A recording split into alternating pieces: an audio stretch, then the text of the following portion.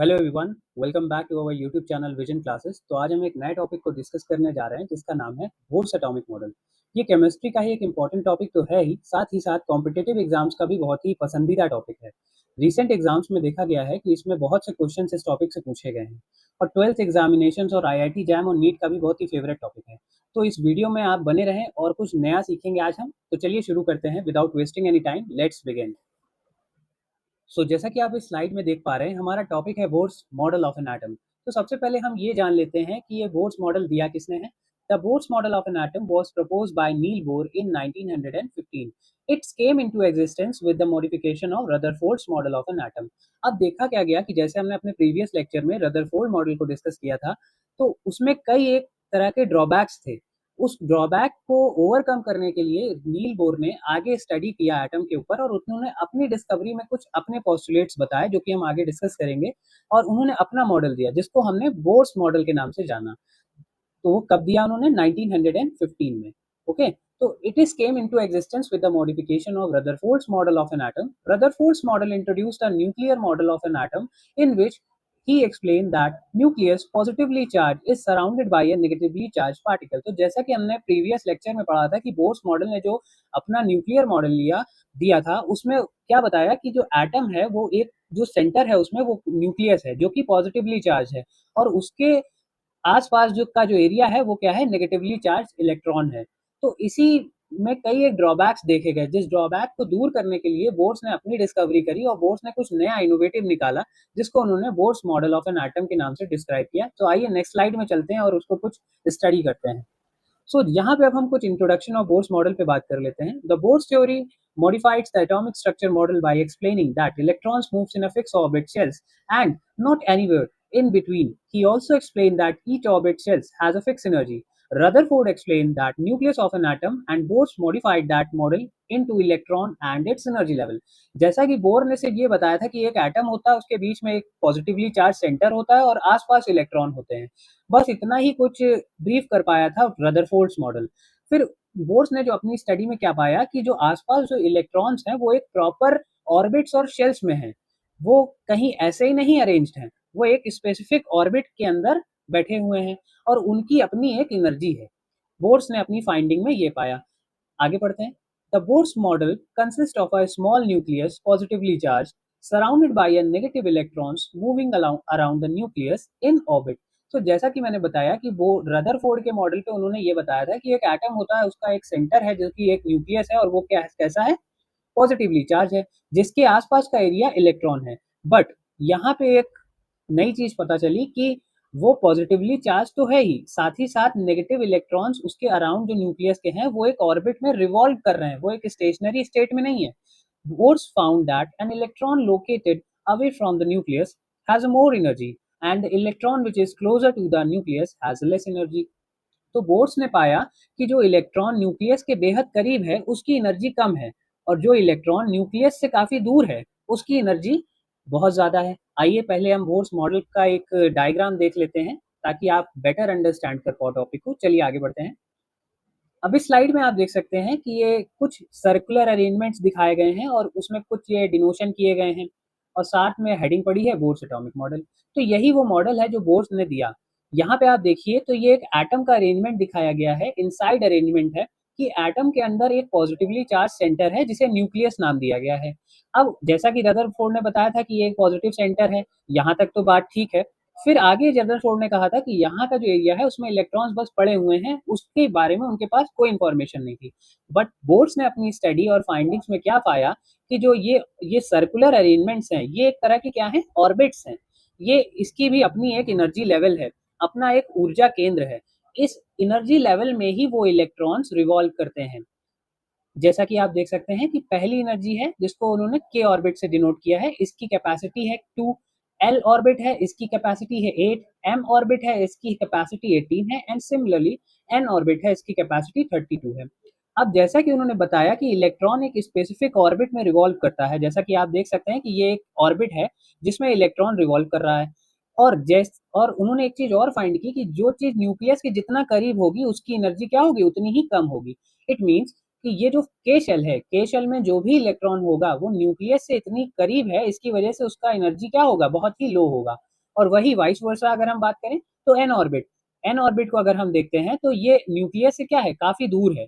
तो दूर होने के कारण इससे न्यूक्लियस न्यूक्लियस का जो इस इलेक्ट्रॉन पे अट्रैक्शन है वो थोड़ा कम है, जिसके कारण इसकी एनर्जी क्या होगी, ज्यादा होगी। इसको हम ऐसे समझ सकते हैं कि जैसे क्लासरूम है, क्लासरूम में अगर कोई टीचर के जस्ट आगे वाली सीट पे बैठा है तो उस पे टीचर का कंट्रोल ज्यादा रहेगा, क्योंकि वो टीचर के डायरेक्ट कांटेक्ट में है।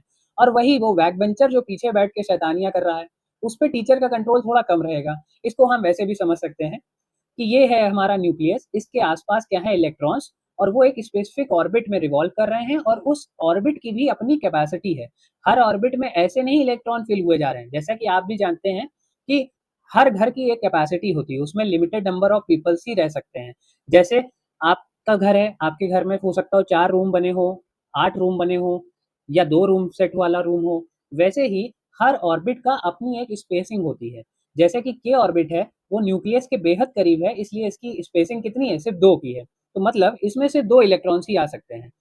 वही हम एल ऑर्बिट की बात करें, ये थोड़ा सा न्यूक्लियस से फार अवे है। इसमें अगर हम देखें इसकी कैपेसिटी के बारे में तो इसमें टोटल 8 इलेक्ट्रॉन्स हैं। वही अगर हम और थोड़ा फर्दर दूर जाते हैं, एम ऑर्बिट की बात करते हैं, तो यहाँ पे कितने हैं, 18 है। Sorry, and so on. अगर ही हम एन ऑर्बिट की बात करते हैं तो यहाँ देखते हैं कैपेसिटी कितने की है, 32 की है। इट मीन्स यहाँ पे टोटल 32 इलेक्ट्रॉन्स आ सकते हैं। अब ये कुछ फाइंडिंग थी जो कि बोर्स ने अपनी डिस्कवरी में की, जिसने उन्होंने नाम दिया बोर्स एटॉमिक मॉडल। चलिए आगे बढ़ते हैं और इसमें कुछ और इनोवेटिव चीज़ें हम सीखते हैं। तो दोस्तों, आपको अगर यहाँ तक लेक्चर समझ में आ रहा है तो प्लीज़ लेक्चर को शेयर भी किया कीजिए, लाइक भी करिए और सब्सक्राइब भी करिए, हमारे चैनल को सपोर्ट करिए। चलिए आगे बढ़ते हैं। अब हम यहाँ पे बोर्स मॉडल के ऊपर पोस्टुलेट्स जान लेते हैं, जो मेन फाइंडिंग थी बोर्स की। भाई उन्होंने कोई स्टडी करी और अपनी एनालिसिस करी किसी टॉपिक के ऊपर, तो उन्होंने अपने जो कीवर्ड्स दिए, पोस्टुलेट्स दिए। पोस्टुलेट्स बेसिकली कीवर्ड्स होते हैं जो उनकी फाइंडिंग होती है, जो भी साइंटिस्ट के द्वारा वो थ्योरी दी जाती है। तो चलिए बोर्स के द्वारा दिया हुआ जो मॉडल था, bourse model of an atom, उनके द्वारा दिए गए पोस्टुलेट्स पे हम बात कर लेते हैं और उनकी क्या फाइंडिंग थी। In an atom, electrons which is negatively charged revolves around the positively charged nucleus in a definite circular path called shells or orbit। जैसा कि आप ये नीचे डायग्राम में देख सकते हैं कि बीच में एक जो रेड रेड सा दिखाया है, ये आपका न्यूक्लियस है। इसके आसपास जो ये मरून मरून सी जो सर्कुलर ऑर्बिट्स दिखाई गई हैं, यही आपकी शेल्स और ऑर्बिट्स हैं। अब आप देख सकते हैं कि ये जो सबसे पहला शेल है न्यूक्लियस के पास, उसको n इज इक्वल्स टू 1 से डिनोट किया गया है। Similarly n is equals to 2 से डिनोट किया गया है। Similarly n is equals to 3 से डिनोट किया है, एंड सो ऑन। तो जैसे जैसे एटम बड़ा होता जाएगा, इसकी सेल्स भी क्या होती जाएंगी, बढ़ती जाएंगी। तो चलिए आगे बढ़ते हैं। ईच ऑर्बिट और shell has a fix energy and circular orbits known as orbit shells. तो अब इसकी एक क्या है, अपनी एनर्जी है। जैसा कि मैंने प्रीवियस अभी जो स्लाइड मैंने आपको दिखाई, चलिए वापस चलते हैं। इसमें बताया था ना कि हर एक सर्कुलर अरेंजमेंट है तो इसको ऑर्बिट बोला गया है, उसको ऑर्बिट को भी नाम दिया गया है के, एल, एम, एन। अब सबकी एक कैपेसिटी है, जैसे इसकी 2 है, इसकी 8 है, इसकी 18 है। ठीक है, ऐसे ही ये जो अरेंजमेंट्स है, ये उसकी एनर्जी लेवल्स हैं। ठीक है, चलिए आगे बढ़ते हैं। वही यहाँ पे बताया गया है, energy levels are represented by an integer n equal to 1 2 3 and so on, known as the quantum numbers. इसी नंबर्स को क्या बोला गया है, क्वांटम नंबर्स बोला है। ये जो आप एन इक्वल टू 1 दिख रहे हैं, एन इक्वल टू 2 दिख रहा है और एन इक्वल टू 3 दिख रहा है, ये क्या है, एक तरह का क्वांटम नंबर है। आगे हम और डिस्कस करेंगे इस टॉपिक को अगली वीडियो में। This range of quantum number starts from nucleus side with n equal to 1 have low energy level. जैसा कि मैंने बताया था अभी प्रीवियस स्लाइड में कि जो न्यूक्लियस के पास का सबसे पहला ऑर्बिट होगा, उसकी एनर्जी क्या होगी, सबसे कम होगी। भाई क्लासरूम में जो बच्चा सबसे आगे बैठा है टीचर की टेबल के जस्ट पास, वो सबसे ज्यादा डिसिप्लिन रहेगा, क्योंकि वो टीचर के इन्फ्लुएंस में सबसे ज्यादा है। और जैसे जैसे सीटें बढ़ती जाएंगी, डिस्टेंस बढ़ता जाएगा टीचर का और बच्चे का, तो जैसे जैसे बैक बेंचर आते जाएंगे, फिर जहाँ बैक बेंचर की अगर हम बात करें, लास्ट सेल, उसमें सबसे ज्यादा एनर्जी होगी। वो बच्चा सबसे ज्यादा शैतानी कर रहा होगा, क्योंकि उसका टीचर का जो उस पर प्रभाव है वो क्या होगा, सबसे कम होगा। इसको आप ऐसे समझ सकते हैं, थोड़ा बहुत लिंक करिएगा इससे तो आप बेटर अंडरस्टैंड कर पाओगे केमिस्ट्री को। केमिस्ट्री एक्चुअली पढ़ने से ज्यादा महसूस करने की चीज है। अगर आप महसूस करना सीख जाओगे तो केमिस्ट्री आपके लिए वैसे भी बहुत ईजी हो जाएगा टॉपिक। चलिए आगे बढ़ते हैं। यही जो n इक्वल टू 1 2 3 बोला गया है, इसी को ऑर्बिट्स बोला गया है और उसे असाइन किया गया है K, L, M, N, N shell से। तो इसका मैंने सिग्निफिकेंस क्या है आपको बता ही दिया है। इसको किस से डिनोट करते हैं ये आप देख सकते हैं, के, एल, एम, एन। इसकी एक कैपेसिटी होती है, के की 2 शेल्स की होती है, इसकी 8 की होती है, एम की 18 की होती है, एंड एन की 32 and so on. And when an electron attain the lower energy level, it is said to be its ground state. अगर इलेक्ट्रॉन मान लीजिए कहीं हायर एनर्जी स्टेट में है और वो किसी कारणवश n इक्वल टू 1 में आ जाता है, तो वो क्या कर लेगा, ग्राउंड स्टेट को अचीव कर लेगा। सिमिलरली चलिए आगे बढ़ते हैं। The electrons in an atom move from lower energy level to higher energy level by gaining the required energy and electron move from high energy level to lower energy level by losing energy. अब जैसा कि मैंने बताया था कि ये circular orbit में electron revolve कर रहे हैं, तो भाई मानी बात है कि आप अपने घर से दूसरे के घर में भी तो जाते हो ना, अपने पड़ोसी के यहाँ, पड़ोसी आपके यहाँ आता है, तो वैसे ही इलेक्ट्रॉन भी जंप करते हैं इस सेल से इस सेल में। बट इनकी एक कंडीशन है कि ये एनर्जी को या तो एब्जॉर्ब करते हैं या तो लूज करते हैं। और कब एब्जॉर्ब करते हैं कब लूज करते हैं, आइए जानते हैं। कि जब इलेक्ट्रॉन हायर एनर्जी लेवल से लोअर एनर्जी लेवल के लिए आता है, मतलब भाई चीज क्या हो रही है, डिमोट हो रही है। सीधी सी बात है, जब चीज डिमोट होती है तो वो क्या होती है, कम हो जाती है, रिड्यूस होने लगती है। तो वो क्या करता है, जब वो हायर एनर्जी स्टेट, जैसे आप ये ग्रीन डॉट से देख पा रहे हैं, ये higher energy state n equal to 3 है, उससे इलेक्ट्रॉन कहाँ जंप कर रहा है, n इक्वल टू 2 में, जो कि लोअर एनर्जी, भाई 3 से 2 कम होता है, तो यहाँ पे आ रहा है। जिसके कारण क्या करेगा, वो अपनी एनर्जी को क्या करेगा, लूज करेगा। एनर्जी को क्या कर देगा, लूज कर देगा। तो जब वो एनर्जी को लूज करेगा तभी वो हायर स्टेट से लोअर स्टेट में क्या कर सकता है, जंप कर सकता है। सिमिलरली अब इसी का आप वाइस वर्सा कर लीजिए।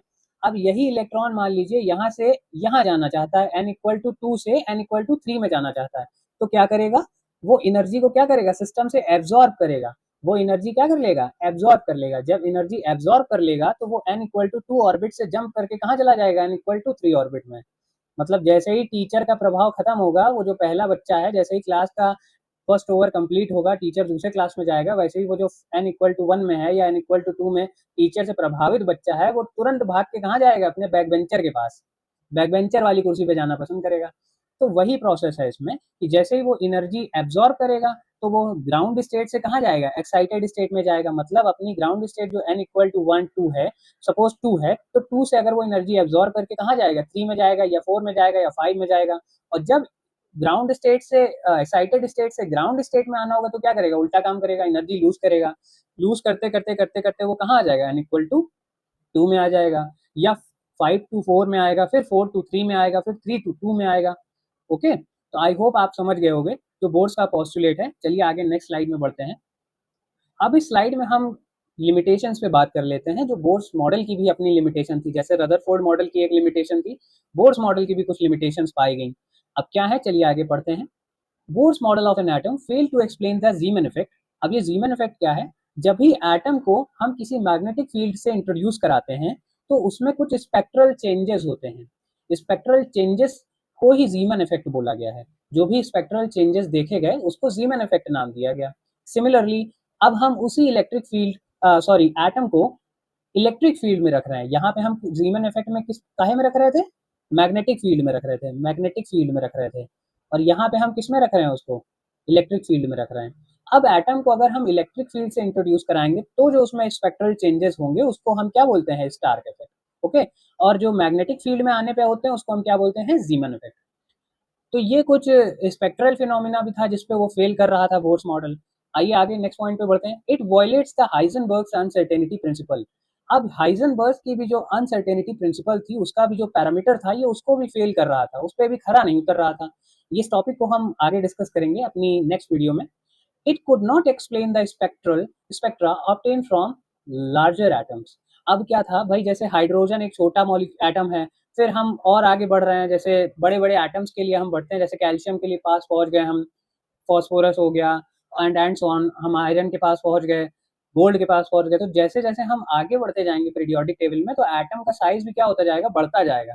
तो जैसे जैसे साइज बढ़ेगा तो उसके अंदर के एटम्स के जो शेल्स हैं वो भी क्या हो जाएंगे, भाई बढ़ जाएंगे। भाई आपके घर में अगर सदस्य बढ़ जाते हैं तो आपको बड़ा घर लेना पड़ता है ना, कि बड़े घर में आप लोग रह पाएंगे, इसमें गुजारा नहीं हो पा रहा। वैसे ही एटम का भी एक साइज है, उसके अंदर भी एक सेल्स है। तो जैसे जैसे हमारा एलिमेंट बदलता जाएगा वैसे वैसे एटम का साइज भी क्या हो जाएगा, बढ़ता जाएगा। तो वही चीज बताई गई है कि उसको भी जो लार्जर एटम्स का जो स्पेक्ट्रा था, ये उसको भी एक्सप्लेन नहीं कर पा रहा था। यही कुछ लिमिटेशंस थी बोर्स मॉडल की। सो दोस्तों, आई होप आपको ये वीडियो बहुत ही अच्छा लगा होगा और इन्फॉर्मेटिव लगा होगा। मैंने बहुत ईजी वे में आपको समझाने की पूरी कोशिश करी है। सो लगातार इसी तरह हमारे साथ बने रहिए, मोर इन्फॉर्मेटिव सेशंस हम आपके लिए लाते रहें और आपको इसी तरह हम एजुकेट भी करते रहें, मजाक मजाक में हम लोग पढ़ते भी रहें। और आज की वीडियो में बस इतना ही। लगातार हमारे साथ बने रहिए और हमें सपोर्ट करते रहिए। Thank you everyone. Please like and subscribe to our channel Vision Classes.